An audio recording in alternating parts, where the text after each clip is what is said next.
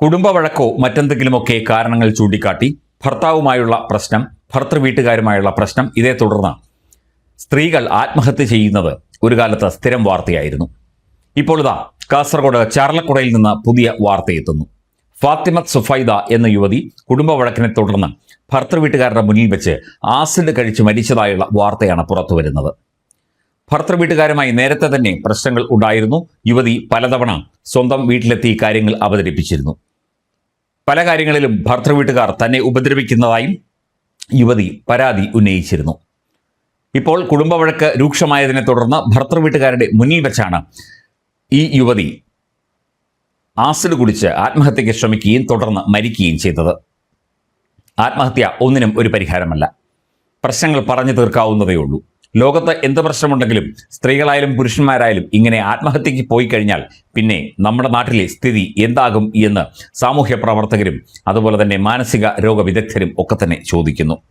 ചർലക്കട സ്വദേശി ഫാത്തിമത്ത് സുഫൈദയാണ് ആസിഡ് കുടിച്ച് മരിച്ചത്.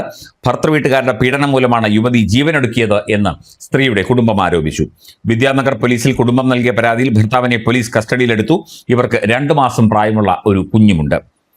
ഇന്നലെയാണ് സംഭവമുണ്ടായത്. സുഫൈദയെ വീട്ടിലേക്ക് കൂട്ടിക്കൊണ്ടുപോകാനായി മാതാപിതാക്കൾ ഭർത്തൃ വീട്ടിൽ എത്തിയിരുന്നു.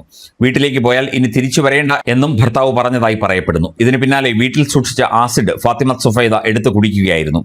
ഭർത്താവിന്റെ ഭാഗത്തുനിന്നും കുടുംബത്തിന്റെ ഭാഗത്തുനിന്നും വലിയ പീഡനമാണ് ഉണ്ടായത് എന്ന് ഫാത്തിമത്ത് സുഫൈദയുടെ കുടുംബം വീണ്ടും വീണ്ടും ആരോപിക്കുന്നു.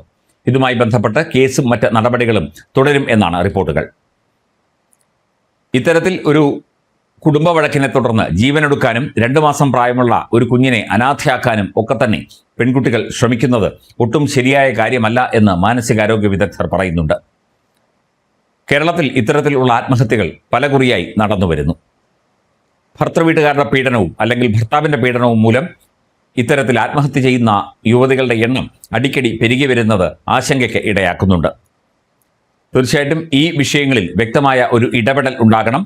നിയമ സംവിധാനങ്ങൾ ഈ വിഷയത്തിൽ ഇടപെടണം. മാനസിക ആരോഗ്യ വിദഗ്ധരും ഡോക്ടർമാരും അതുപോലെ മറ്റാരോഗ്യ വിദഗ്ധരും ഒക്കെ തന്നെ ഇത്തരത്തിൽ ഉണ്ടാകുന്ന സംഭവങ്ങളിൽ ഇടപെട്ട് വേണ്ട നടപടികളും പരിഹാര നടപടികളും നിർദ്ദേശിക്കേണ്ടതാണ് എന്ന അഭിപ്രായം പൊതുസമൂഹത്തിന് ഉണ്ട്.